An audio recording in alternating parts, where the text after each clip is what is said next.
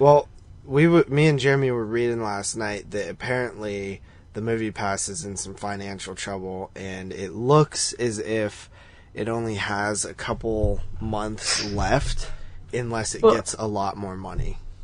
I saw his post, and I thought he was just saying that. I didn't think it was an actual factual thing. The difference with Movie Pass is that it, like, literally everybody knows that it was going to just lose a ton of money at the beginning. Like, there's no way that they could financially make it work, because if one person sees one movie, they break even.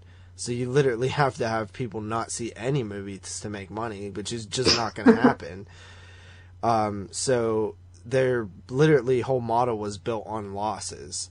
But they were hoping that when they could get, I think they just hit like 1.5 or 2.5 million subscribers or something like that, that they could leverage that and say, hey, this is how many people we have, like we can get ad revenue, like different things, you know what I mean, like to monetize it. So we'll see what happens, but I'm gonna try to use it like a lot in the next month or two, like pretty much anything that comes out. We could go see that new Jackass looking movie with Johnny Knoxville. There's a movie, the new Lee Whannell movie Upgrade is coming out next week, and then Hereditary the week after, and then we go see Star Wars tonight. That's at least 4. Yeah. Alright, are you ready? What episode is this? 19? It would be 18, actually. 18. Okay.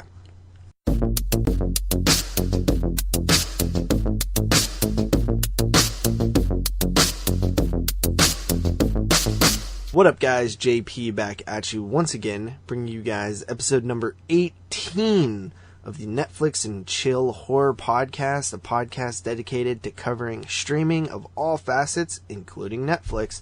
And joining me, as always, is Carly Anderson. What up, yo? Not much, man. How you been doing? I've been doing good. I finally got the last episode we recorded edited, on its way to Jason Lloyd. Should be posted on Horrorphilia very soon. I totally forgot about that episode. I'm just so happy to be done with that episode. As you guys have heard by now, we had a lot of technical difficulties on that one, which kind of delayed everything, and then I was kind of lazy with it, but now we're recording a new one, and I'm a broken record when we talk about moving forward, so I'm not going to this time.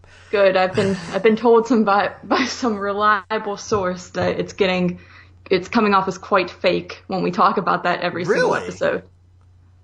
Yeah, and by a reliable source, I mean Austin Schroyer, but you know. Oh, okay. Yeah. I figured if you gave me one guess, I would have said Austin. So. Right. But yeah, I could see where he's coming from, because we do say all our bullshit at the beginning every episode. So just expect episodes whenever. We're not ever gonna officially quit. We'll just say that unless we announce that we are. But forever, just expect an episode to pop up every once in a while. Yeah, we will not pod fade. Yeah. What? Anyway. You try to claim that I YouTube faded. You did YouTube fade. You were on the ball during the first, 2 or 3 months of the year, and then you just dropped the ball. Did you guys give up on your top 5 Fridays? No, I mean, I think Jay and Jerry kind of didn't want to do it anymore, and I was just really behind. I'm actually going to continue and cover the ones that I haven't done yet. Eventually, I'm just kind of cool with YouTube right now. Like, I don't feel like doing it right now, but I'll get that itch again, and then I'll put out a bunch of those videos, and also, I was actually thinking about recording a few in advance and then uploading them. I don't know. We'll see how I do that. I definitely still am doing YouTube, though. I actually am getting ready to record a what I watch type YouTube video soon.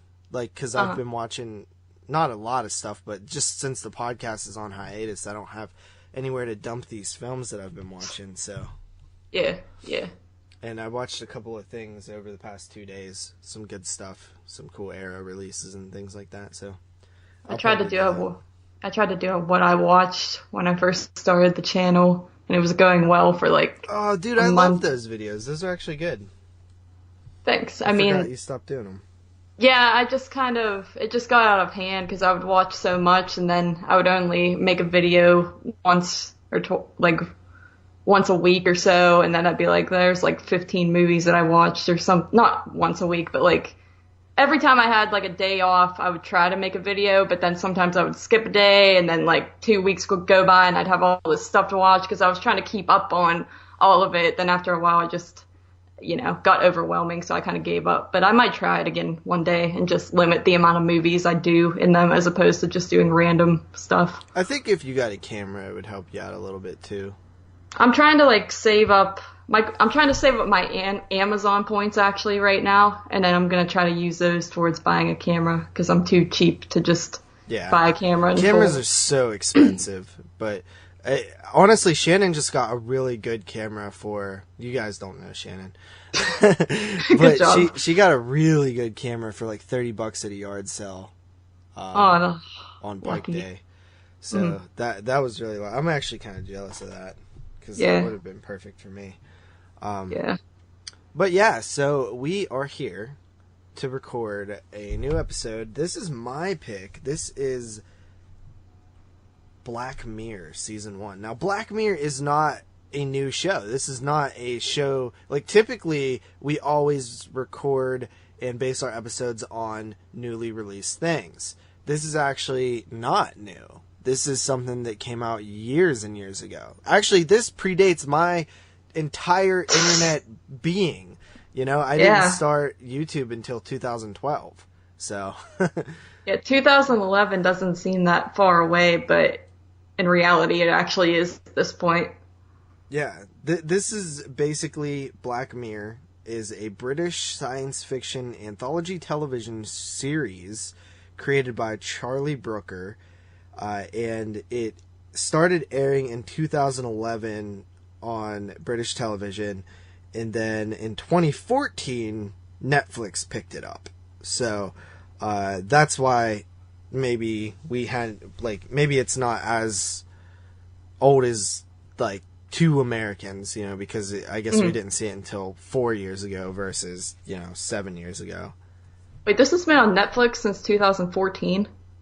Actually, I think it came on in 15, actually. I just find it, like, everyone just started talking about it this year, and...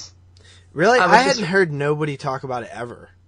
I was getting, like, someone, I forget who told me about it. I think someone I know, like, in real life, like a friend of mine who's not really into horror told me about it, then someone else texted me about it one day, and I thought for sure it must have just came out this year because I had never heard anything about it or really looked into it. Then all of a sudden there was just all this buzz, so I assumed it was a brand new show all this time until looking at the date, so that's crazy to me.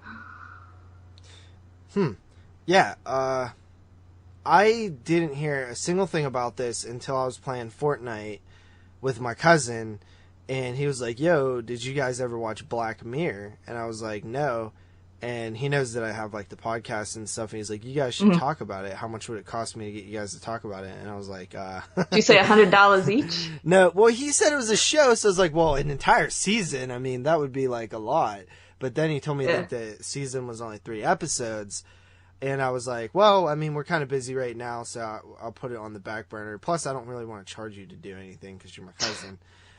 But then I kind of forgot about it, and then I think I was at work, and I wanted to check it out, so I started watching it, and I really liked the first episode.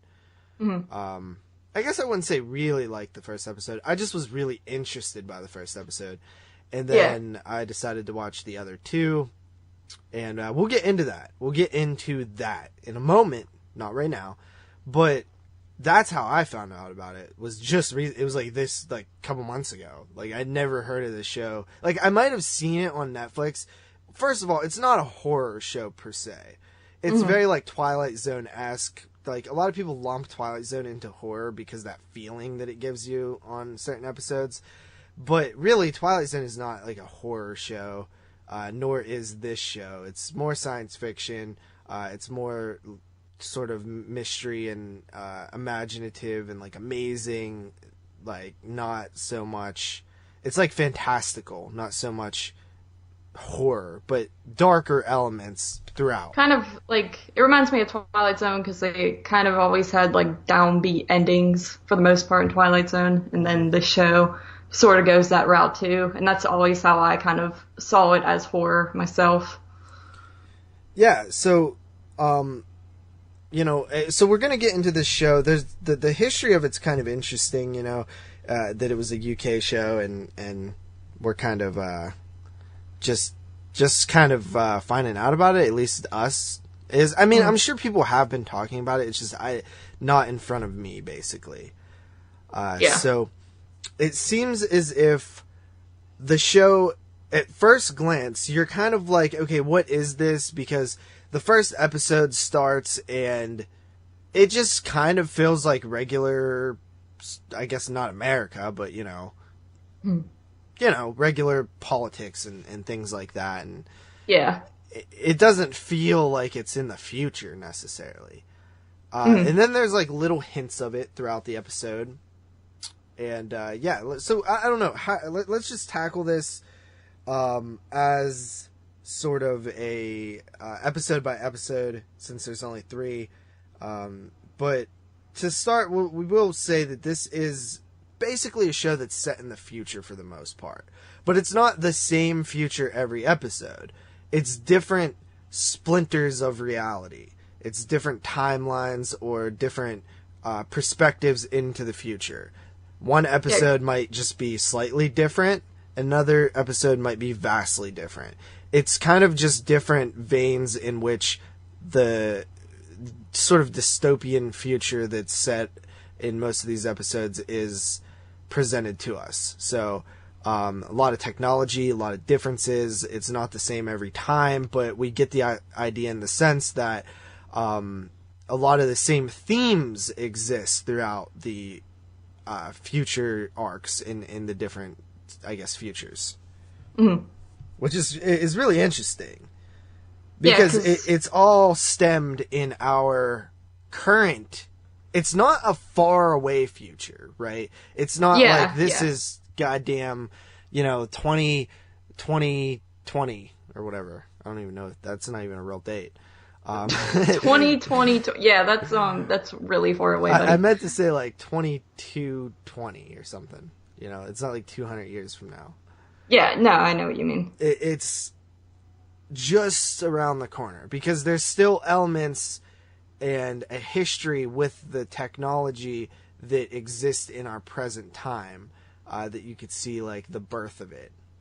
Yeah, it's not like the Jetsons or something where people are just flying around and it's really super unrealistic. I mean, some of it is pretty unrealistic, but like you said, there are aspects to it that feel like they could really maybe happen in real life, which is pretty scary in my opinion. Yeah.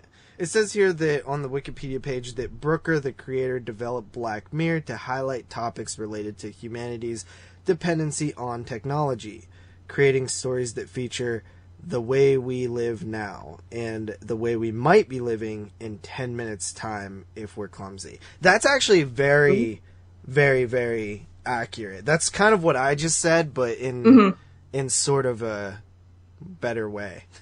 Yeah, absolutely. But man, that's really cool because like that's exactly what I got. I'm glad that I got that right away with the show. That it's about us and how we might respond to certain technology if we're not careful with it. If we kind of go in clumsily, like he said. So I'm very happy that I picked up that message, even though I just read that sentence right now. Yeah. Good for you, buddy. Did you pick up that message? I mean, I picked up not that word for word genius message, I guess, but I got the gist of what was going on here, Yeah, I mean, it's a very, very good show. It's super well done. The themes are just... It's a smart person's TV show. And when I say that, I'm not trying to offend anybody who's doesn't see themselves as smart, but it's something that makes you think. It's a show that constantly has your mind working, and it helps you sort of unwind your brain and think about things and how they could be, like morality stuff, different types of, everything that you could possibly, want from a TV show. This show kind of has, like, your mind's constantly going to see A, where the plot's going, B, what the message is going to be, how the message is going to be delivered, how you take the message in, ultimately what you do with the message. It's got all those pieces that I love in good TV, honestly. These are like mini movies too. They're about an hour long each. Yeah. This reminds people who like Twilight Zone or Alfred Hitchcock Presents, Tales from the Crypt to a certain extent, these anthology shows of yesteryear that everybody seemed to love. You guys will probably like the show. So without even getting into the actual episodes, I can tell you that I think that people would love this, and I'm highly recommending it. Mm-hmm. Yes. Yeah, me personally, I'm more of a fan of shows set up like this as opposed to series. Like, I like things like Stranger Things, but I don't know, I like this better because there's no pressure to like follow a storyline or anything. You could kind of just watch any episode and be fine because they're not related at all. So this is definitely something more along the lines of what I like, as opposed to having to follow along with a series that runs like 5 seasons and things like that, and you can't just watch any episode because you'll probably miss something. You know what I mean? Absolutely. All right, so this episode, the first episode, the National Anthem, episode 1 of season 1, or in the UK, how they say it, series 1. That's something that is very different from the United States and the United Kingdom, is instead of season, it's series over there. So, like, to us, a series is like, okay, Roseanne is a series, rest in peace. Yeah, right. Fresh Prince of Bel-Air is a different series. Black Mirror is another series. And then Roseanne had 10 seasons, rest in peace. Fresh Prince of Bel-Air had 6 seasons or 7 seasons, I can't remember. Black Mirror currently has 4 seasons. But in the UK, I guess they just call them shows, so Roseanne's a show, Black Mirror's a show, and Black Mirror has 4 series. That is confusing. I never knew that, actually, about the UK. Yeah, I learned that when I watched, I think, The Office, back on old Netflix. Like, back when Netflix streaming was first coming around, they had the British version of The Office on there, and it was like series 1, series 2. I was like, what the hell? Like, did they reboot the show a couple times? So this episode follows the British Prime Minister. Actually, before we get into that, spoilers ahead, possibly. I think we will end up spoiling some of these. It's hard not to. Yeah. Because really the endings, there's the punches, and, it's just the plot usually. You can't really talk about it without spoiling. Yeah. But in this episode, the National Anthem, the British Prime Minister, Michael, awakens to be told by Home Security, Alex Cairns, the Princess Susanna, told by the Home Secretary, Alex Cairns, that Princess Susanna, a much-loved member of the royal family, has been kidnapped and will be killed unless the Prime Minister has sexual intercourse with a pig on national television. Yes. Whoa. Heavy stuff. I mean, geez, that's I was kind of like, I didn't expect that, that's something that would be on, like, well, that, I don't even know. That's not something that would be on anything. Like, I was just like, I kind of couldn't believe that was the plot of the episode. When I first started watching it, I was kind of like, okay, this seems sort of boring. Kind of like you said, how you start watching and you're like, this seems just like politics and things like that. And then you get to that kidnapping scene, I thought, okay, this is just going to be your typical stuff. And then when they said that, I knew that I was going to love the show. Yeah. Because right away, this is actually the perfect first episode. Because right away it tells you that this show has balls, and it's not going to be held back by industry standards and by what people consider, wholesome, or like it's literally going to be whatever it wants to be to tell the story. Right. So, basically they try to wrap this thing up, they don't want the media to know, because that's a heavy theme in this episode, is the media. The way we consume media is the primary topic of this episode. It's the main undertone that you're dealing with. It's the message. It's how society interprets, consumes, and I guess shares media, the news, the what's going on in the world. It's very interesting in that way. So, I would say that this is the least futuristic episode as well. Yeah, I definitely didn't get many future vibes from it, if at all, in this one. Yeah, so basically they want to wrap this thing up, keep it hidden, but the guy who released the video, or the guy who took the girl, basically released a video to YouTube, showing the ransom, and basically it's out now, because it also comments on the fact that once something's on the internet, it is on there forever, because somebody pulled it, somebody has a video of it, and it spreads. It's nonstop spreading, and you really can't remove things from the internet. Once they are up, they are up. Yeah. It's kind of scary. Yeah. And this, what? Okay, so, I kind of liken this to something that happened years ago for me. So I watched YouTubers, I'm sure everybody had their certain circle of YouTubers that they watch. For some people it was popular YouTubers like PewDiePie or Ray William Johnson or whatever the popular person was, Fred of the old days or whatever. I never got into that. I liked the YouTube gamers, like the people who played games, the people who, primarily commentated over Call of Duty. And there was this one dude on there. His name was I Fly Annihili or something. I've always remembered that, even though I never watched any of his videos.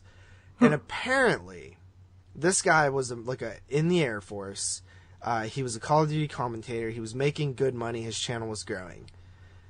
And maybe he wasn't making as much money as he needed or whatever, but for whatever reason, whether it was financial, which is what he said, or whether it was for whatever reason, one of his fans recognized him in a gay chat room masturbating on camera. Oh no. And pulled the video, basically released it, and it essentially ended that dude's everything. He got kicked out of the Air Force and everything. Oh. And he tried to take it down. And all this stuff, it was one of those evidence things. I don't even think his face was in the video, but it was undoubtable proof, same house setup, same gaming chair, all that stuff. And I remember that once that was on the internet, no matter how the guy tried to remove them or whatever, even flag people talking about it, contacting YouTube and trying to get videos pulled down, it was just unstoppable force of nature. It was just everywhere. There was there was memes of it and stuff like that, and it kind of that's the first thing I was thinking about when I started watching this episode, was that guy, because that kind of ruined his life a little bit. And what would having sexual intercourse with a pig on national television do to your life? Yeah, I mean, it's scary. Just... And it's also very interesting because it's not like this is happening to, some sort of snaky politician who, most TV shows it would be he's a bad guy or something. But, it just seems like this is happening to him, and he's just, a normal dude. But, yeah, and it's, but the really weight of the whole thing is on his shoulders. And it's, really sad because, he's doing... he has a wife and a family, and they're all, you can't do this. And it's just, very... how could you go and do something like that and then look your family and friends in the face after that? Your whole life would just be... I would crawl in a hole forever, probably. Yeah, there is some, technical, law mumbo-jumbo that I don't understand. Apparently there is, a rule or something that says that for whatever reason, the news outlets can't talk about this stuff or whatever. Like I think it's like an agreement or something like that that's going on here. But then like it shows the pressures of the news outlets and getting the stories because they'll be huge. And one of them like breaks that promise or notice or whatever, and kind of releases the stories. Then it's just like a huge snowball effect from there. It's just uncontainable at that point. Yeah. This doesn't, like you said, this one isn't very futuristic. It feels very just present. Yeah. Like this stuff just happens right now, but it's just a little bit maybe over dramatized, but not even that much, honestly. Yeah. So the whole time during this episode, like at first it's like, well, absolutely not. Like you're not, like it wasn't even a consideration that he would do this, right? It's just, not going to do it. Like, we're going to find this guy. We're going to triangulate the place where he made the call or the whatever, and we're going to find him. And they start doing that research. They got like security teams and, high like ranking officials, like trying to figure out where this guy is and where this person is kidnapped at. Meanwhile, you're following like different journalists who, there's this one girl who's like sending naked pictures of herself to somebody who's like in the government's, place where he has like inside information. He starts leaking it out to her, and she tries to go to they basically think they find this guy. So this is, and time is winding down. This is all timed. This guy has to do this, or they have to figure out where this person is within a certain amount of time, or else this girl's going to be killed. Yeah. And, as time goes on, they try different backup scenarios. Like, well, if we don't find the person, then we're going to need to fake this video footage, right? So they get like, they got an idea to like CGI the dude's head on somebody, and they're like, yo, like, which is kind of interesting technology, like, because it does feel very grounded in what's going on now. So this might be like just like 10 years from now or something, you know what I mean? Yeah. Not too far in the distance, this first episode here. But it's, the guy's basically like, I can't make that look good. It's going to look fake as hell. I don't have enough time. Which is funny. But so after that, you kind of have this thing where they break into this like school or something in this building, and basically this place isn't the place where this girl is. And meanwhile the journalist is there too, and they almost like there's I can't remember, there's like a little bit of confusion on what happens there. Yeah, I'm having trouble remembering that part too, but it just sucks. Yeah. So they like this whole time, like these media outlets are like saying like, will he do this? Will he won't do this? Like, do you think he should? Do you think he shouldn't do this? And like different polls on like Twitter, and like there's all this like different politics stuff too. Like, okay, well, if you don't do like there's still this like underlying thing of like, well, you have to look good to the community, like no matter what you do, because we're gonna need you to have the popular, we're gonna need you to be popular next election. You get what I'm saying? I get what you're saying. Yeah. I mean, yeah, it's just like the most screwed up of situations, because like I don't want to watch someone fuck a pig, but then it's like he's saving someone's life. It's just, it would be, it's so unique because it would be so much easier to just hand over $2 billion or whatever to the kidnapper and be done. So it's very unique in that aspect. Yes. There's a point where they cut off, the guy cuts off the fingers of the girl. And that's when it becomes like real. They kind of... I just like, I don't know, it's just really cool how they're all just kind of, this guy's convinced he's not going to have to do this, basically, but then there's just that point where everyone's kind of like, you kind of probably have to do this now. I think after they showed the like girl's fingers getting cut off, like even the rest of the world was kind of like, yo, dude, you got to like do this. You know what I mean? Yeah, exactly. And there's this like dilemma, this like primal dilemma of, like, what do we do? Like, at first I'm like, there's no way this would actually happen. But as the episode went, I kind of was like, this actually could happen in real life, maybe. You know what I mean? Like, yeah. Like, it was just crazy to think, like, wow, like, this is something that, like, because what do you do in that situation? Do you just let the girl die? Is that, like, there a law that said, like, or you just, you know, you can't sacrifice everybody? Like, I don't know. Like, is there, like, some kind of law where you don't, like, give, you know, hostage person what they want? Like, I don't know. Like, do you not, like, make deals with criminals? I don't know. It's just very interesting. And my mind was going, like, 1,000,000 miles per hour while I was watching it, because I was just like, wow, like, I don't know. Like, can they actually do this? And it's just like the prime minister is going to look like a piece of trash either way, even if he's doing like a hero. So there's that element too, where, like, it really is just, like, shows how we as a society, as the world, will champion something or hate it based on an unproven science. Like, you can't tell how the nation is going to react. You might have suspicions that they'll react negative. You might be convinced that they'll react positive. But at the end of the day, it's kind of a surprise sometimes how people are going to react to something.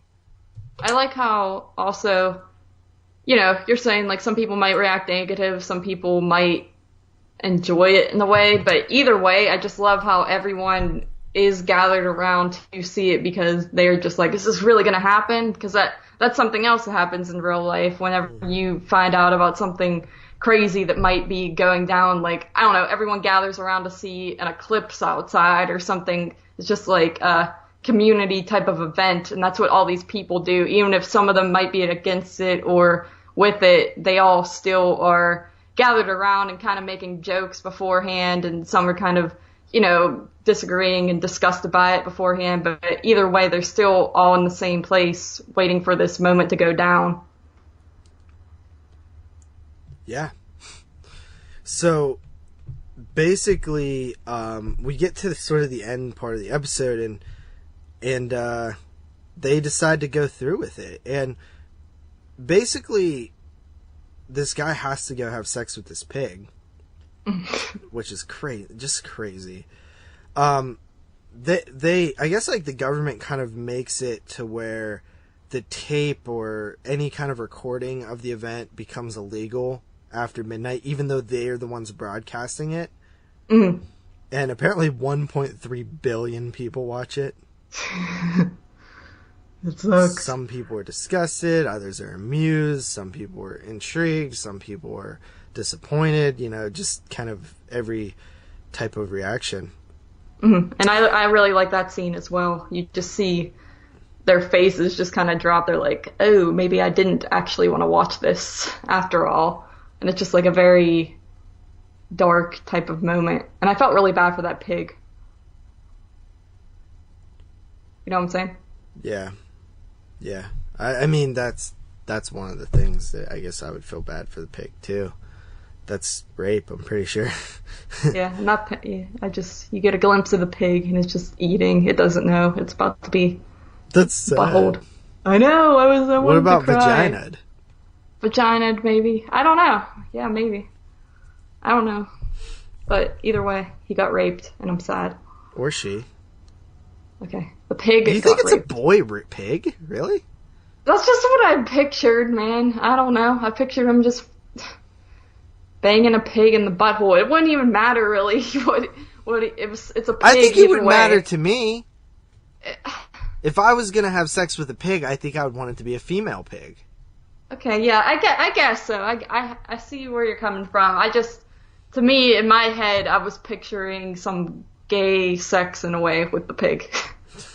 Okay.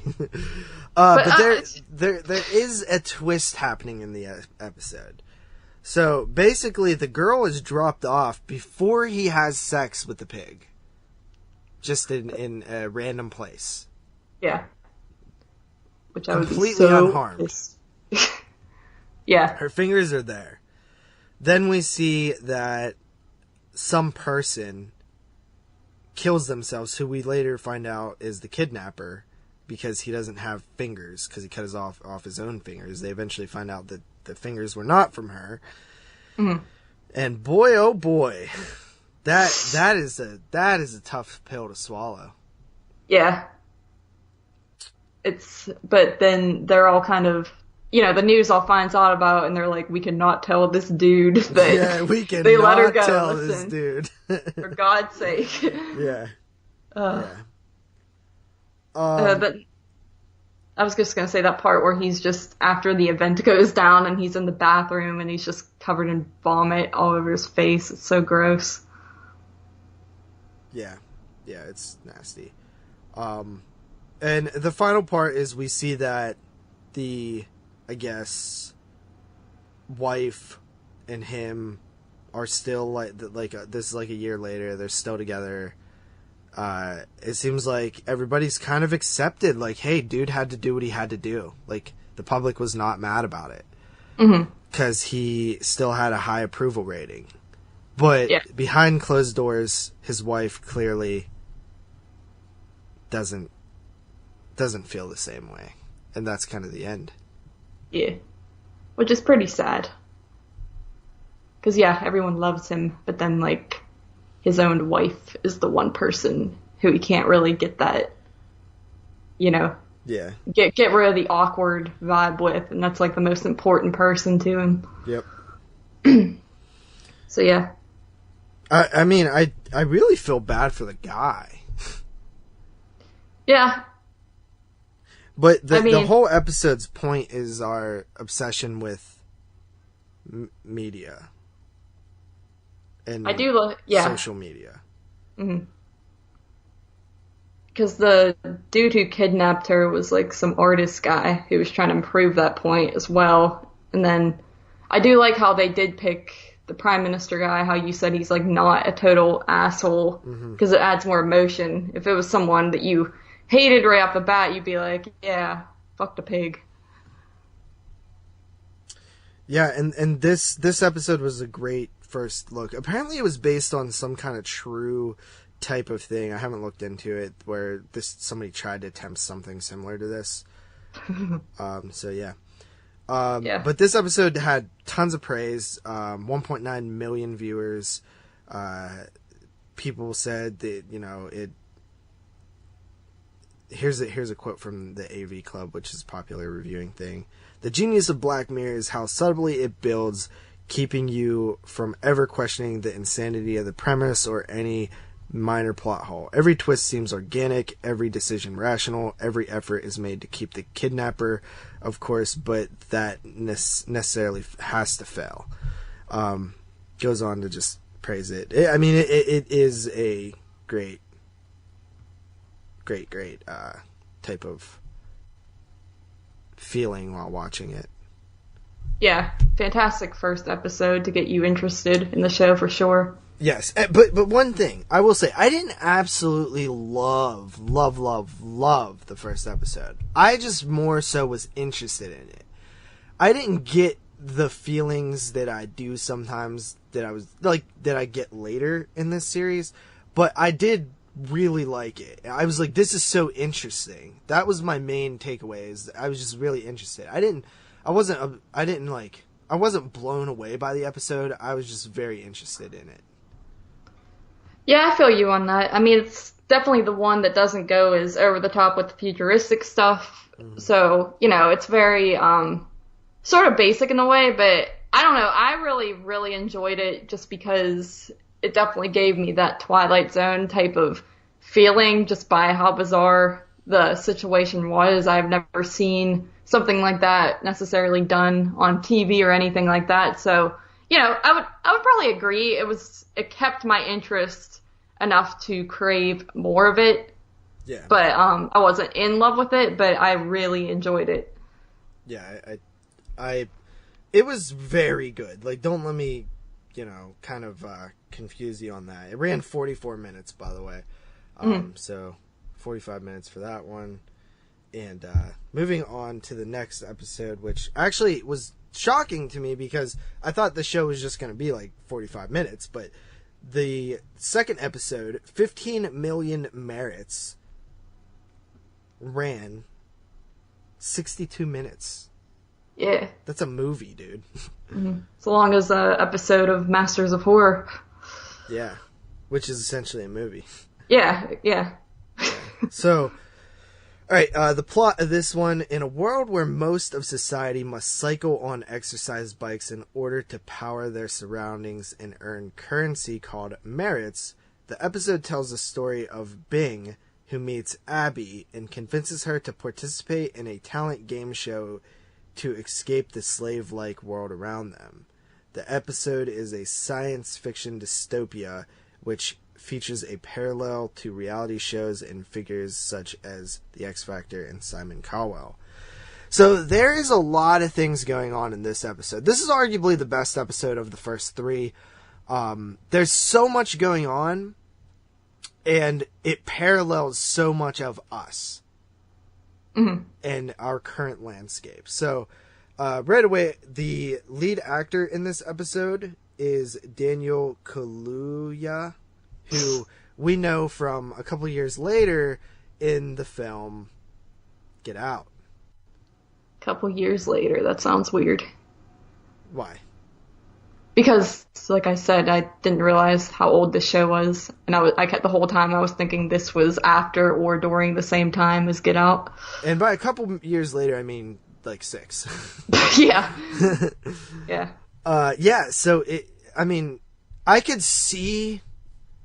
could totally see the person Jordan Peele, who made Get Out, like, I could totally see him seeing this and being like, oh yeah, this guy is perfect for the guy that I'm, It's weird that he's British, though. I know, that took me back. I had to Google that and be like, is this dude really British, or was that a fake accent, or was Get Out a fake accent? What's going on? Mm-hmm. Crazy. But, yeah, this episode, going into it, at first I thought I wasn't really going to like it, to be honest, because, for one thing, it's over an hour long, and to start off, it's one of those weird thing. It's one of those sort of, you don't get a whole lot of dialogue going on. You're kind of just watching what this guy's doing and figuring it out. That's what I love. That's why these shows, because this was an episode that right away, and this happens with almost all of these episodes, I don't love it that, like, I'm kind of really disinterested the moment they start. Like the first 5 minutes, like not even the first 5 minutes, like the first 2 minutes, I'm just uninterested. Mm-hmm. But quickly, and I mean quickly, something intrigues me, and then I just have to see where it's going. Because these episodes really do just throw you into this world without any forewarning of what's going on. And you have to figure it out. And it's kind of the brilliance and the hindrance of these episodes is that it can lose certain viewers, but if you just give it time, you will be super interested. You have to pay attention, though. You have to be invested. Because if not, you're not going to get it. Mm-hmm. Yeah, absolutely. Because like I said, going in, I don't know, the first several minutes, probably more than 2 minutes, I was kind of like, okay, this is obviously some futuristic world. I don't really understand what's going on. And then when I don't understand what's going on, sometimes I get nervous because I'm like, how am I going to talk about this if I'm like all confused on what the story even is? But then when you start, putting together the pieces and you get some dialogue and meet other characters and things like that, you really start to see what kind of world they're living in and what kind of story they're going for. And I became very interested in what was going to happen. But, I will say I was interested from the start just watching this dude's day-to-day life. He seems very just depressed and kind of over it, and you're wondering, it looks like, because at first it looks like it might be a cool life, like sort of a neat futuristic life to live, but then you start to realize it seems very bland in a way, just with those futuristic elements kind of make it look entertaining, but in reality it seems like he's just doing the same thing over and over again. So I was definitely interested. I was just kind of afraid that I was not going to get it or something like that. Yeah, so there's a lot of parallels to our reality currently. For one, there's the, dead-end job, doing the same thing every day, type of thing.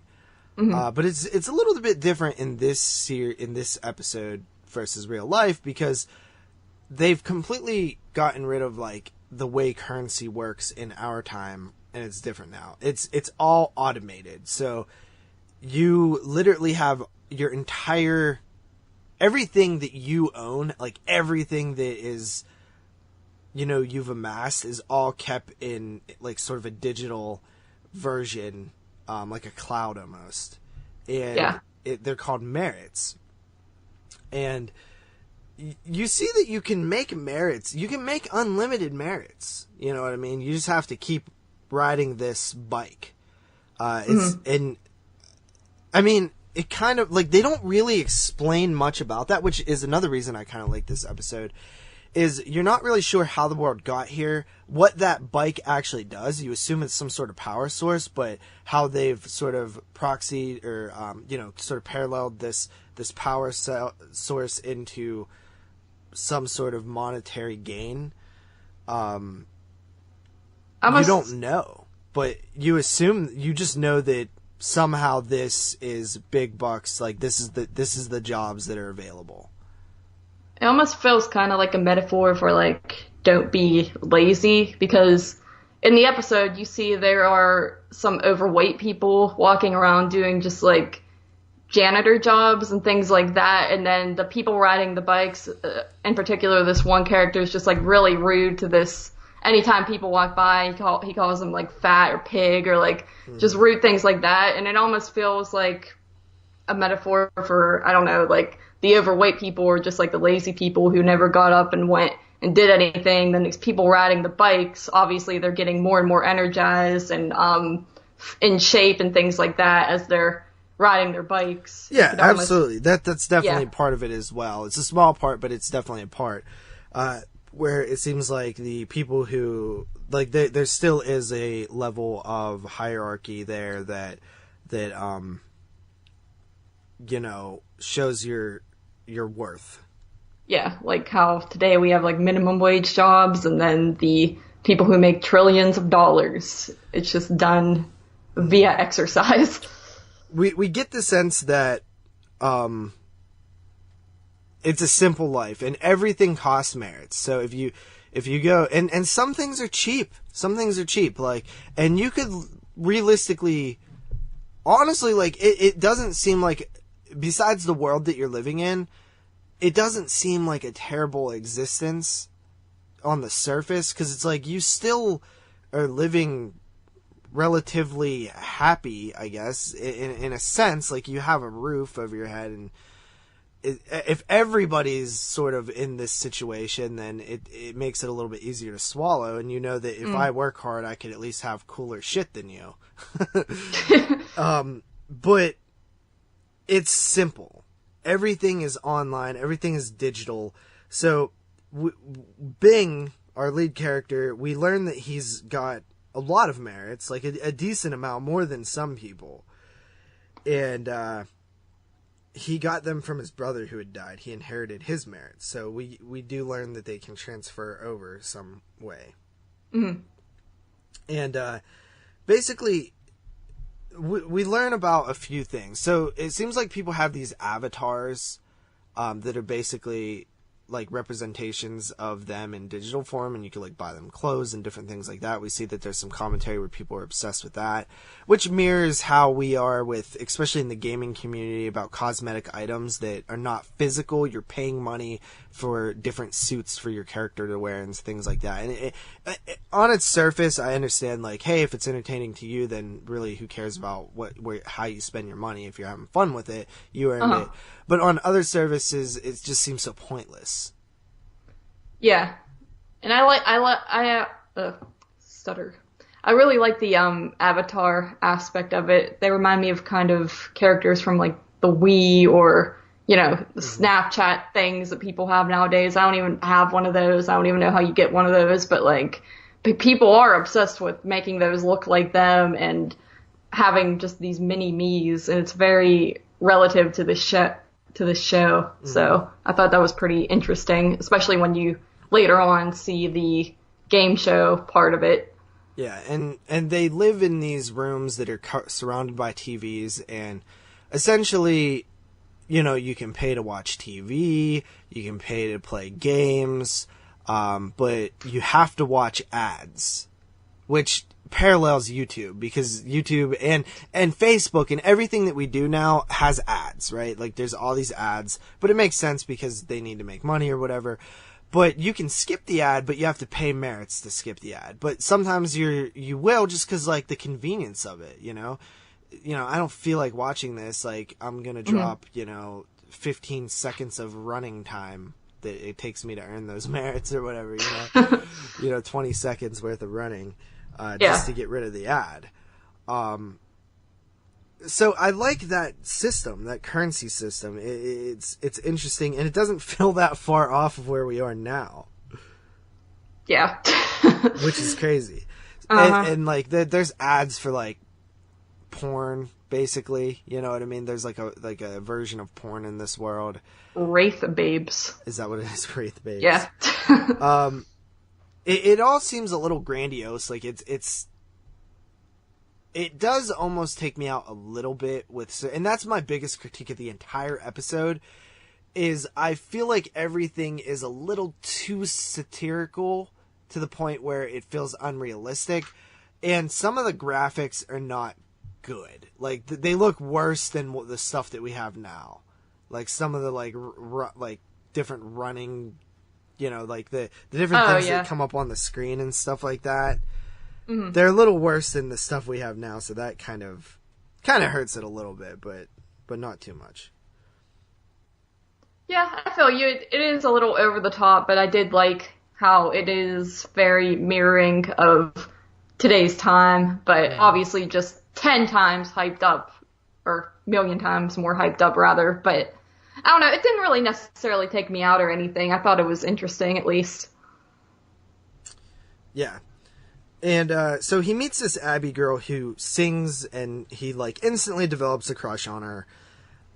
He basically tries to convince her to try out for basically what this, like, America's Got Talent, like, the voice thing that they have in this world, where, almost like this episode kind of reminds me of the Hunger Games a little bit too. But, like, basically the people that are living here or, like, living in the slums. Like, this is, like, the low point, besides, like, the janitors. This is, like, the basic. Like, everybody who's probably born goes down this route.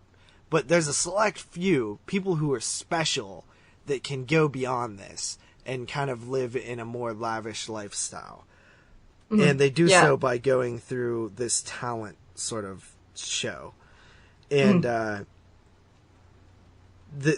you have to have money to audition, which is like 15 million merits just for an entry ticket to audition, which is pretty much all of Bing's money. And the girl can't afford it, so he offers to buy her a ticket. How do you feel about that? I think he really, really loved her and really just saw that did she he love had her or like her? I don't know. I think he was like, he just seems like a very sort of gloomy type of person, like whatever. And I think he just kind of heard her singing and was like, okay, here's a chant. This is different. What do you mean? What do you mean? Wait, what? You said he heard her singing.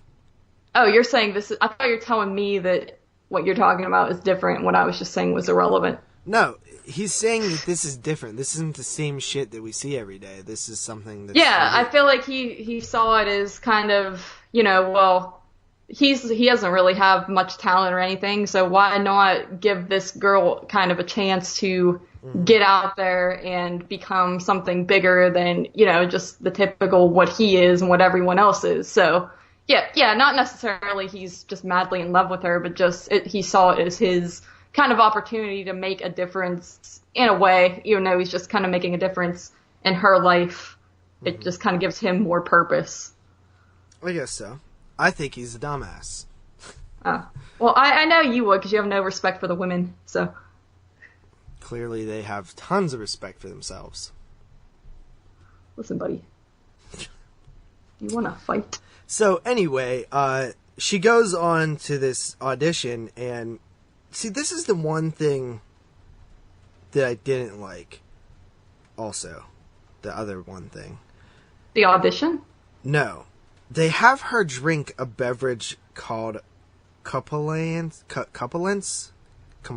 essentially. Yeah. Like, is that just supposed to mean that, like, well, they just take that, like, this is how they get you to do whatever they want? I don't really know. I was kind of confused by... Because it's called compliance, essentially. Yeah. You know what I mean? And then she does, as we know, she does what they want, and then later the guy doesn't drink it, and I don't know. I don't know, man. Yeah. It's just, I didn't like that. I was like, it was unnecessary. You didn't need that. Yeah, I actually did. I didn't even put that together, really, but I guess that does make sense that it kind of made her, kind of influenced her decision. Yeah. Yeah. So... that is kind of annoying then. Yeah, I like it more that she just chose that through peer pressure. So yeah, basically... that really kind of ruins it for me. Yeah, they like her singing, but they said they don't need no singers. They think that she would be better off in porn. Wraith babies. Yeah, they're very, they're just like, look at her, we can't see the titties and things like that, and just very degrading towards her, and, it's very... sad because it's something that's also something that can happen in real life with, say, like aspiring actresses and things like that who are just struggling to get into the acting field, and then they go ahead and go into the porn industry to start off with, even if they really don't necessarily want to, or they have more respect than that. They just kind of need to get into the industry, and I feel like that really parallels that with this show. Yeah. Yeah. So, essentially, this leaves Bing angry and heartbroken that this girl that he really liked left him high and dry, took all his merits, and then went on to be a porn star. Never to speak to him again. And it is kind of sad. Like, that's the ultimate betrayal, because we see how much merits he actually loses. Like, he's, like, down to nothing. He's, like, poor at this point. You know what I mean? He can't even afford to skip ads anymore. Because he sees an ad of her in her Wraith Babe days, and he can't even skip it. So that's insult to injury, ladies and gentlemen. But then he gets an idea after he smashes up his room. And he decides that he's going to basically live the next couple months or however long doing the bare minimum, eating the bare minimum food, drinking the bare minimum water, having no entertainment, sleep, drink, and work. Sleep, eat, and work. And that's it. That's all he's going to do. And he's going to build his merits until he could get an audition. And then he basically almost stabbed somebody in the neck. Oh, his own neck. It was his own neck. I forgot about that. But he goes on this huge rant about the system, which the audience is all thinking this the entire time. They just don't put it in quite the greatest words. And this is truly where I see that this actor has a great performance, because this is a great rant. And essentially, what this does, he's basically wants to show everybody how bullshit the system is. So he's ranting about the system, about the heartlessness of it all, the artificial, unemotional, fake, processed way that the world works. And it kind of almost backfires on him a little bit, because they're like, this is awesome, Yeah. And,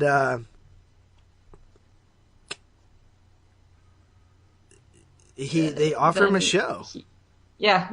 Then he gets a show. Yep. And he goes for it. And I think what it basically consumes him. Like, he was an outlier. He was somebody who was not going to conform to regular society in the way that it was. But once given the opportunity to do so at a more financial, suitable situation, he conforms. Kind of an interesting end. Yeah. And that's another thing that's like just scary to me is how the world is, where like most people are aware of how bad some stuff is and how they just live their day-to-day lives and they're kind of asleep in a way. They're just going through the motions, and then some people are aware of it, but then there's those others who just don't care enough to try to make a change, and it's just really hard to change the way the world is, no matter how hard you try. Mm-hmm. And that always, I used to read a lot of these dystopian type of books actually back in high school, and they always really depressed me, just with that aspect, how people just kind of go with the flow of everything. Yeah. Yeah, but there's a lot of cool stuff going on in this. So many parallels to like how we are right now with the stuff that we care about and how really unimportant it is sometimes, and how we sometimes get lost in what is truly just disposable tech, disposable technology, disposable entertainment, just things that don't have any weight to them, and how much we consume of it. And it kind of puts things in perspective and makes you want to appreciate the more beautiful things in life. I love how just clear the messages are in these episodes, because sometimes things try to be convoluted and there's like an underlying message, but these ones are just very in your face, kind of shouting at you, and they're, in a way, the show is just trying to wake everyone up, and I really like that about it, because it's not overly confusing. It's maybe a little over the top sometimes, but I feel like you have to kind of do that with certain audience people to kind of keep their interest and show them what's going on. So I really appreciate that about this show so far. Yes. I love the class system that's in the episode. Basically your class determines how important you are, your self-worth. I love the sort of me or we or like whatever those things are called, little avatar things that are in the episode, and I'm gonna get new glasses for mine or whatever and cost this amount of merits. It's just a very, very interesting thing. I like it. Yeah. So that is the second episode. Great episode. Absolutely. And going on into the third and final episode of season number... I'm glad this wasn't a 12-episode series.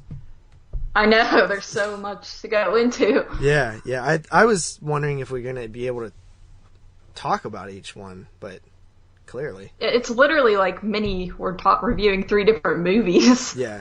But this episode is back to 44 minutes. It is titled The Entire History of You.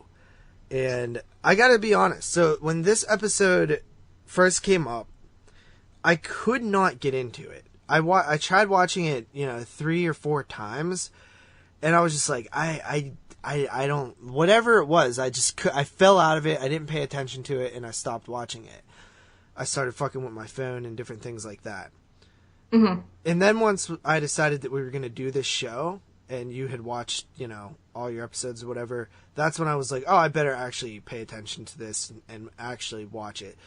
And for whatever reason, when I made myself pay attention to it, it clicked, and this was my favorite episode of the series. Yeah, funny thing is, I felt the same exact way when I started watching it. I try to, when I'm doing stuff for reviewing purposes, I try to just ignore my phone and everything around me and just get into stuff, but I was the same way. I was kind of glancing at my notifications and things, and then I was like, oh shit, I better rewind this and start it over. So I tried that, and I don't know, I definitely understood what was going on, and I liked the story behind it, but for me, this is probably my least favorite of them all still. I wish I could have went back and rewatched it before recording, but I didn't, but I thought the story was interesting, but for some reason it just couldn't keep me engaged as much as the previous 2. Yes. Yeah, Phil. I do feel, because like I said, I had trouble at first, but I think that this episode is genius for one, but also this episode emits more emotion out of me than the other two. Like, as a actual good story, like, maybe it doesn't have as much social relevance as the other two. Maybe it has more, I don't know. But the actual just filmmaking, like, the good of the, like, as just like a movie or a TV show, you know, like, just it's a good movie, you know. It's like, I just really thought I liked this one, and it worked for me. So this one follows, basically, it's set in an alternate reality where most people have grains recording everything they do, see or hear, and allowing them to play back their memories in front of their eyes or on a screen. Tells the story of Liam, a man who starts suspecting that his wife, Fionn, might have had an affair. So, this episode is super interesting. It opens up with a young lawyer who is basically at a work appraisal that he, you know, begins to suspect might not have went super well. And there we learn that, you know, he goes to this party where we learn that this society has these grains, they're called, which I think they call them that because they're like the size of like just a grain, implanted behind their ear. And they basically record their entire life, everything, sound, video, and you can redo or relive those moments. In the episode, it's called a redo, and you can, it's like all in like a file system. Like, you can go back to specific dates, you can search keywords, you can do all these different things and review or redo the entire life of you since you've had this recording device. You can check back to see if you said things, to see just different visuals, like learn things about how people react, and if you just forget something, you can go back and check it out and see if it was how you remembered it. And you could also project these onto screens for other people to view with you. And can't you also delete memories if you just don't want to think about them anymore ever again? Yes. You can completely erase them as if they never happened. So it's essentially like you live a perfect life if you want. Yes, absolutely. You could do that. So they go to this party. He goes to this party, and there he sees his wife, a couple of friends. There's this guy named Jonas there who he instantly kind of doesn't like for whatever reason. Jonas kind of tells like crude jokes, and he's like, you can tell he's probably like one of those guys that are like full of himself and has all these anecdotal humor things that just kind of rubs Liam the wrong way. And basically they go home, and he's still kind of fixated on this Jonas character, Liam is. And he starts talking to Fiona about Jonas, and she finally admits that they used to be in a relationship before meeting Liam. And basically he begins to suspect all these inconsistencies with her story, right? Mm-hmm. He becomes paranoid. They get into a fight. Eventually, Liam backs down. He apologizes to his wife. They have sex, and this is kind of interesting. They are both watching redos of previous sexual encounters while they're having sex. So it's like they're having this basic sex, but their redos are like these passion sex things. So it's very, very telling. Yeah. It's kind of it was creepy. The way that their eye, and that's one thing that I will say about this episode. When they go into these redos, their eyes get sort of glazed over, and there's like a film that goes over their eyes, and they're grayed out. And there's like a little bit of a light that shows that they're in their redo form, which is just creepy because they're just like blankly staring, you know? Yeah. So Liam basically leaves the bedroom, goes downstairs, pulls out some liquor, and starts watching the redos from the party.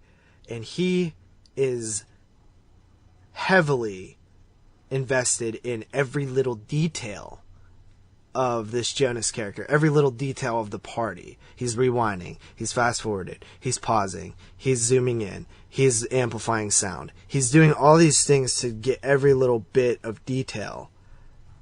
And I mean, I think this is pretty relevant to how people are now, not just now in the future, but like all the time, really. I guess now more that texting and videos and things like that exist, but how sort of if, I don't know, a boyfriend and a girlfriend maybe get in a fight and then it's over some girl and she's like, oh, well, you were, like the girl looks through the dude's phone or something and sees messages and stuff like that. Like stuff like that does happen today, just obviously not that extreme where you can actually go back, rewind, and see everyone's mannerisms. But I do see that as very relevant with just how paranoia and jealousy works, especially when you're mad at someone and you take stuff they say the wrong way or maybe the right way and they're trying to hide something. So I do see it to be pretty relevant. I don't know if it's all futuristic. Obviously this is futuristic with how it's actually in their head and they can rewind stuff. But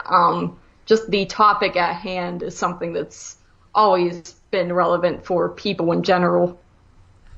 Yeah, so it's so well done with this obsession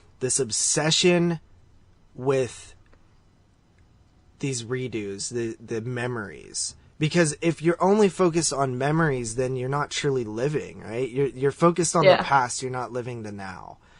It's so telling. And one thing that I absolutely love about this episode is that at first we see Liam as crazy. This guy's nuts. Like, he's too focused on this shit. He's too obsessed with it. Every little thing. He's getting the babysitter involved. He's really being a complete douchebag. He's like, do you think that what Jonas said right here is funny? And she's like, not particularly. He's like, no, it's not. He's like, I didn't think so either. Now, look here at Fee. Do you see how much she's laughing? Now, if you didn't think it was funny, and I didn't think it was funny, why is Fee laughing so much? So much here. And look at this, look. Then she looks at me, and her expression changes. Why is that? Why is she laughing so much at Jonas right now? But then she looks at me, and her expression completely blanks. And if you don't think it's funny, and I don't think it's funny, then, he's going on and on. And I'm just like, this guy's insane. But he's kind of right. Like, I started seeing that. I was like, okay, like, he's insane, but he has a point. Like, he's starting to have more and more points here. And at first you just think he's overly paranoid. Yeah. I was going to say, it's like scary. It's one of those things where, like, you would think he's overly paranoid and crazy, but then it could be true. And I don't know if that's also like a scary thing in life, how you don't know when people are genuine or if, like, how people try to make you out to be the crazy one, but in reality, they're the one being the asshole and things like that. So it's definitely something to think about. Yeah. So we start to see that this, okay, clearly she lied about some things, right? Like, she said before that, they had this little, like, 2-week relationship. Then it turned out that it was, like, a month. Then it turned out that, like, she had referenced him before, but he didn't know that it was the same guy, and he's starting to find out all these little lies. Yeah. And that's not cool, Like, so, but it still doesn't mean that anything, it's just like maybe she just didn't want to say anything. Like, it's fine. It's not super great, but it's not super bad either. And you're just seeing him progressively get worse. He's, like, super drunk by this point. He goes to Jonas's house, like, pretty much, like, attacks him, assaults him. There's a girl who was at the party previously there. She calls, like, 911 and stuff, and he basically forces Jonas to remove any memories in which Fiona or Fee or whatever her name is in there. He reluctantly agrees. We then find out that Jonas kind of crashes his car on the way home, Liam crashes his car on the way home. Then basically he goes back to the house, kind of, but then he kind of discovers something, right? Right. And he figures out that while he was seeing Jonas delete these old memories, they flashed on the screen, and you see that one of them is from 18 months ago. Yeah. Which would imply that this long relationship was not dead and gone. Yeah. So she admits that she had sex with Jonas. And it was during a time where they were fighting. Mm-hmm. So, I mean, that kind of seems cheating, kind of. Oh, yeah, yeah, definitely.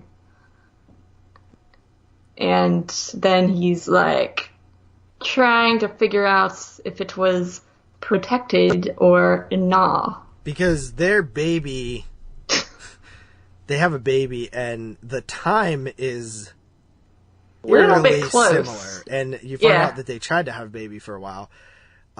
So the memory was from 18 months ago. The baby is, obviously older, but, by the time they had her, not, 9 months, and then some more months go by, it's like kind of perfect timing. Mm-hmm. And he says, did you use a condom? And she says, yeah. And he demands to see the redo of that event. But Fiona claims she deleted it. He gets mad, demanding that she show him. And then says, well, if you deleted it, show me the blank space from where it would be at. He goes and finds out that she didn't delete it and verifies that they had unprotected sex. Yes, the peep was condomless. And then we get this like somber, depressing moment where sometime later we see Liam walking around his empty house watching redos of happier moments when him and Fee were together, Fiona, whatever her name is, and we get this shocking scene at the end of the episode where he cuts the grain out from behind his ear, which basically can kill you, essentially. Like, you can get brain damage, you can get vision loss from doing this. Yeah. We learned that earlier in the episode where they meet somebody who is grainless. And they're kind of shocked that somebody would be grainless. Like, wow, that's crazy. Don't you miss it? Because how reliant they are upon this technology. So, there's a few things that this episode means. Like, it's one, our obsession with things. Our obsession with the past. Our obsession with technology. Our obsession with non-reality things. And, whether it be like games or social media or whatever. Just not living now. Living in the now. And it also has oh my god, I just love the idea that, oh wow, she actually was cheating the whole time. It is absolutely heartbreaking. Yeah. Like, this dude, you feel, is completely obsessed, and he doesn't need to be. And then you quickly find out, like, oh shit, he was right the whole time. Like, he had this inkling of something from the moment he sees this Jonas guy, and he was right. His instincts were right. And you as the viewer were doubting him. And it kind of puts things in perspective of, like, how much it hurts when that happens. And two, there's the big question at the end of the episode is, would it have been better if he just never found out to begin with? Mm-hmm. 'Cause it seems like she's done with that part of her life. Yeah. And they had a baby together that he would have never known wasn't his. At the end, he's more beat down and depressed than he was before that. And he's even to the point where he wishes that he hadn't had that thing. So it leads to the question of like what would have been the better outcome. Mm-hmm. I thought this episode was just super powerful because of the actual narrative mystery of the cheating or not cheating. Like, everything that was revealed, I got more and more on the edge of my seat to see what happens. I didn't know if this dude was going to freaking kill her or what by the end of this thing. I still don't know if he did or didn't, you know? Yeah, like, I thought he was going to just kill her. But, I would agree. I mean, when I think about it and it's talked about, it's a great, great story with a great message behind it. I think I kind of watched this one right after watching that second episode, and I feel like this one just seemed weaker compared to that second episode, so I just wasn't into it as much as I wish I was because, I got the gist of the underlying story and what was going on. It just didn't have the same impact on me as it did for you because you were more into it, just, watching it and paying attention to it a little bit more than me, obviously. So I would like to go back and rewatch it because I do like the story here. I like the fact that it's like this guy is a little bit whacked in his paranoia, and it's crazy to go back and pay attention to all those details. Clearly, we can't actually do that in real life, but in that situation, it's just shows how that technology kind of controls his life and keeps him from living in the present. But then it's like he actually found out the truth behind something. So what was that truth worth finding out? I feel like this dude, I don't know, because he's like really depressed by the end, and obviously he has mental issues going on related to it. I felt like it would be good to find out if he wasn't so beat up about it, because in reality, it's like this woman, she tells a bunch of lies throughout the story, so who knows, even if she is done with that guy, it's like who knows if she'll run off with some other guy, if she lies about other small things in their relationship together, who knows what. But I feel like he could, if he would have just like left that woman and been like, screw you, then yeah, it'd be better off. But in this instance, he was actually mentally really drained and hurt and depressed and lost his mind. So I don't know. I think the woman. I totally feel bad for this in this episode. Yeah. Like it's actually such a downer of an episode. Like, I felt bad afterwards. I was just really into it. It was a great episode for me. I guess that maybe, like I said at the beginning, arguably the second episode is the best, has the most heavyweight and meanings and stuff like that. There's not as much, weight in this one, except for like, there's not as much of a message. It's just like, don't be super obsessed with technology. But at the same time, it's like, well, kind of helped him out a lot. But was it worth it? So it's like, I kind of it's get like a message. It's just like a message more on humans and how they act and their mental health and paranoia more than technology, I feel like, and media, as the other two were. Mm-hmm. This one seems more focused on how psychotic people are, but then sometimes they're right to be psychotic. I don't know. It definitely has a different vibe to it, but I get what they were going for, and I did like the message. I just wasn't as into it. Mm-hmm. What would you rate Black Mirror season 1? Rate it? That's maybe like a 8.5 out of 10. Yeah. I'm kind of right there with you. 8.5 out of 10. I think that's what I'll go with.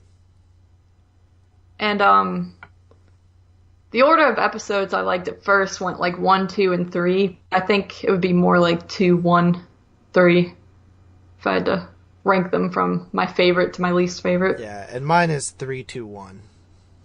Yeah. So for me, it got better with every episode.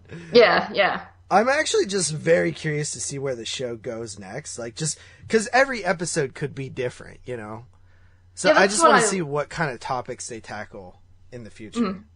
It's very classic, just TV, because you don't get a lot of these anthology shows anymore where every episode's different. So if one episode's totally shit, like, I'm not going to use that and let that judge how I feel about the rest of the episodes, because they could be all amazing, which I really like about it. It makes me look forward to watching all the other ones. Wow, this is kind of interesting. So, on Letterboxd, each episode is its own entry. You mean like what? Like made by a different person? Is that what you meant? No. Each episode is its own entry on Letterboxd. Oh, I'm sorry. I didn't know what you meant. So it's kind of like how Masters of Horror would be. Yeah. That is crazy. That's actually really weird. That's cool though, because now I got another 3 things that I watched. Yeah. 3 movies. That's awesome. They each have their own like little poster and stuff. That's cool. I like that. Yeah, that is neat. But anyway, I mean, because realistically, they're short films. They're not even short films, according to like how films are defined. I think anything over 37 minutes is considered feature length. Wow. Yeah, like 30. I think 39 minutes or something like that is considered feature length by like the film board or whatever. So I mean, yeah, like these are, and since they're contained stories, like obviously a series is different. Like a 40-minute episode of Dexter is not a short film because it's a flowing narrative. But with I like that these are all considered individual movies almost. I think that's cool. Even though it's umbrellaed by a series. Yeah, definitely interesting. Yeah.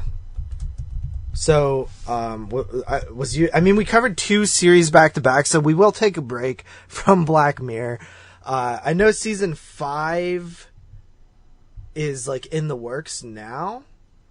So if we can see the release date for season 5, maybe we'll try to cover the other 4 seasons by the time, the other 3 seasons, sorry, by the time the next season of Black Mirror hits. Mm-hmm. Yeah. And it looks like we should see Black Mirror probably later 2018. So the season 3 was released in October of 2016, and season 4 was December of 2017. So I would say we see between October and January. So if it's later, we'll try to cover it, the other seasons. But I think, isn't like one of them have 6 episodes? I think so. Yeah. Yeah, it's really random with the episode count. Yeah. So, that's cool though. Yeah, very random. I don't know how they come up with that. I guess since they're like basically mini movies. Yeah. It's all, but I guess season 3 had 6, season 4 had 6, and season 5 will have 6. So essentially, our episode length will double after season 2. Oh man! But I'm excited. So we will come back to this. I think we're gonna take a little break for now since we just did 2 series. Maybe in like another 5 episodes or something, we'll come back to it. But do you have any idea what we're doing next? Because it is your pick. There is something on Shudder that Austin told me about, and I completely forget what it's called. But I was thinking about doing that. I'll have to go back and figure out what the title was. But we'll probably end up going. I'll probably end up going with that one. But I don't remember what it was called. Oh, just a little kind of bonus content here. I did check out the TV show or miniseries called Evil Genius. Oh God. What? What? Oh God! What? Oh God! You blew this show. And I did not watch it, buddy. Why?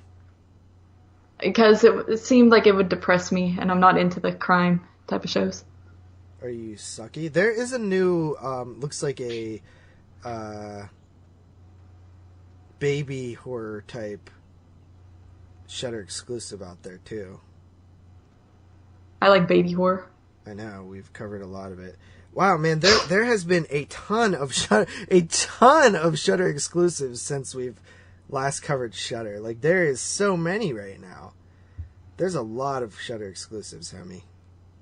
I'm not, like, I haven't even looked through Shudder because ever since I had that problem with my Chromecast, I haven't, I just, like, gave up and didn't set it back up. I gotta get back on that and figure out what the issue was with that. Dude, it's probably super simple. Like, I don't know how you haven't fixed it. Well, I don't know why you haven't come over and fixed it for me. I just don't understand how the technology is not that complicated. Yes, it is. I was typing in the password, and I had the password written down in front of me, and it was like, cannot connect. The end. Anyway, so there's a bunch of Shudder exclusives out right now, so you can pick that. Just as an example, since we last covered a Shudder exclusive, which was Dead Shack. No, we didn't even cover that, did we? What? We never got to that. No, I wanted to do that one, and then I think Santa Clarita came out or something like that, and we went with that instead.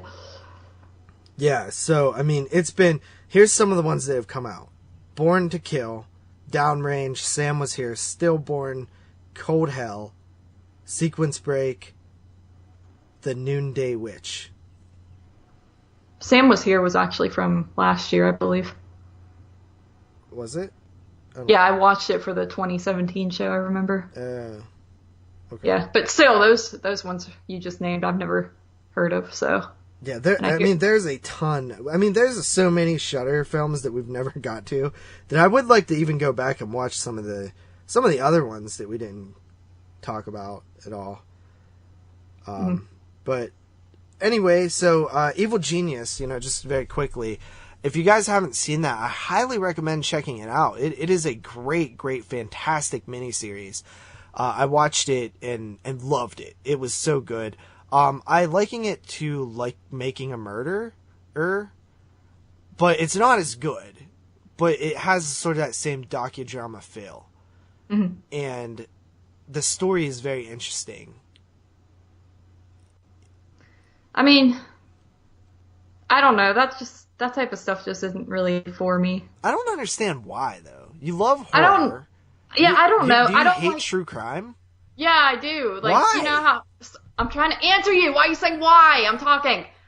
Because you know how, like, people complain, like, when animals are actually getting killed in movies or something, or, I don't know, stuff like that. They're like, I don't want to see... That's kind of how I am. I don't want to, like, it's it's like a 20-second clip in a 4-hour thing. It's still a real, like, sad event that happened. I don't know. I just get depressed when I'm learning about real stuff. That's why I like horror, because I'm like, this shit ain't actually happening, at least. Yeah, but this isn't like, I mean, you can't be ignorant to the fact that bad things happen every single day. I'm not ignorant to the fact. I just don't want to, like, hear it. That's not even but you're completely off base here, though, because that's not even the point of the thing. That's like a one aspect of the entire show. The show is about, the series, the miniseries is about the way the mind works and this mystery of what the hell happened there. It's not about what actually happened. You know what I mean? It's not about the aftermath, the event. It's about how it came to be. What was the reasons behind this? Who was involved? Is this true? Is this false? You know what I mean? Yeah, I know what you mean. I've just never been... Like, Making a Murderer is not about that murder. It's about all the interworkings behind it. No, it's about a dude who was like... I've only watched the first 2 episodes because I failed that challenge, apparently. But, I don't know, just based off the first 2 episodes, it's like this dude's been in prison for all this time and they finally let him out and he wasn't in trouble or whatever. But I don't know how it actually plays out towards the end. But still, it was just depressing to me. I don't like... but then you start to question if they should have let him out at all. Yeah, I feel, dude. I don't know. Back in high school, I did like shows like Forensic Files and stuff like that because they would show it to us in school and things. But I don't know. I just never, when I sit down to watch something like a TV show or something while I'm eating dinner or something like that, I like to watch like comedies or food shows, not. So you're a fake fucking horror fan, is what it is. I'm a fake fucking true crime fan. You're a fake horror fan. I like watching comedy. You just said I like watching comedy. Dude, no! When I'm eating dinner, like, I don't usually watch horror when I'm... Listen, I'm not saying you have to like this stuff. I'm just saying your reasons for it sound like BS.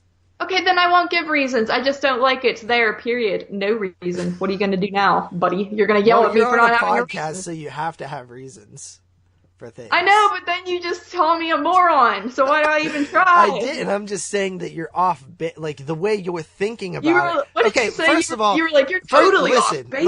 Listen. First of all, okay. I'm not criticizing you if you didn't like something, right? But the fact is that you haven't seen it and you're criticizing it. So I'm saying you're off base on your reasons for not liking it when you haven't seen it. I feel you. It's just like Making a Murder. I thought it was interesting. I wouldn't say I was bored by it or anything. I just found it to be kind of downerish, and so it is downerish. I don't want to watch downerish while I am eating dinner. I just don't get that. What like are you? Okay, are you a fan of cinema? Yes.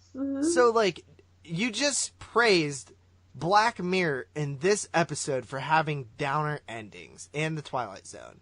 But they're not real. Well, anything bad in real life is going to be downerish. You do realize that, right? Yeah. So what? And what? No, the show could be like a inspiring story of like someone living a great life. It could be a real life show. No, I said anything bad. Oh, okay. I thought you said anything about real life. No. But yeah, So you want to avoid everything bad in real life, essentially. Kind of. But don't you think that if you experience bad things, it makes you appreciate the good things more?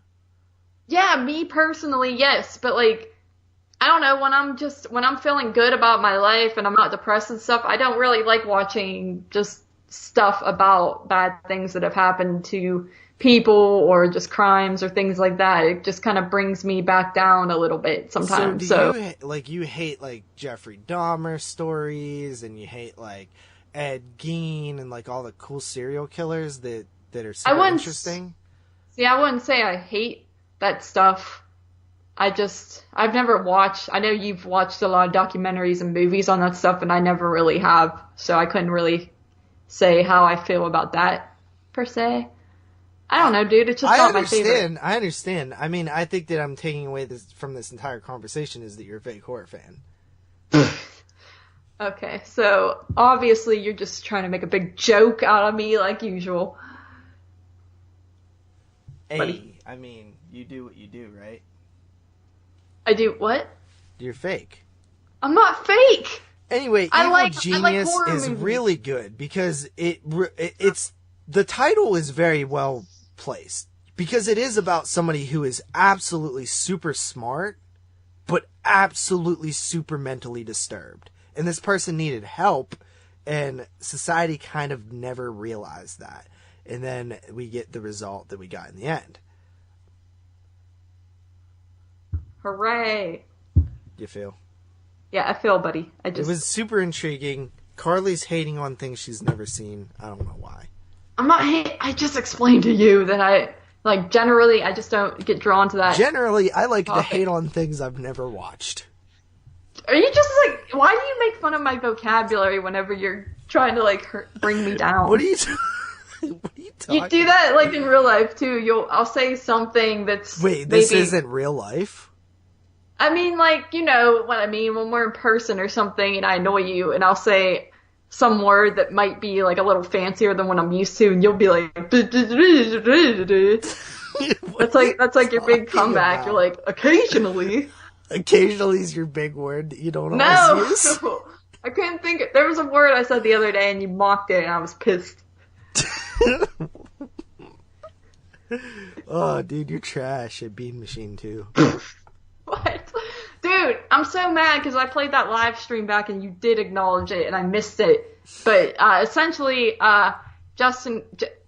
Well, guys, we will see you next time on Netflix and Chill Horror Podcast. Carly, what are we covering next time? I don't know. You're never prepared. let's do Cold Hell. What's that? I don't know. Derek asked me if I checked it out yet. He seemed to be a fan of it. Derek so I likes think everything, so. I don't think that's true. I haven't heard him say 10 out of 10 on a lot of things. I think you all made that up. Okay, anyway, maybe we'll check out Cold Hell. Maybe I'll influence you to check out something else. But we will see you next time. I thought this was a pretty successful, pretty good episode. And maybe even our longest episode. It might not be. I don't know. We're like at an hour, 28 minutes or something. Yeah, I don't know. We did remember that one where we covered like 50 different things? Yeah. Back in the day when we were unorganized. Yeah. But yeah. All right. So, see you guys next time. Deuces. Peace. Let's go check out Solo, a Star Wars story. Yeah, the second ever Star Wars movie. We're going to go see that in about an hour. Sounds great. I better go get a shower. Ew, you're gross. Yeah, I am. All right. Peace.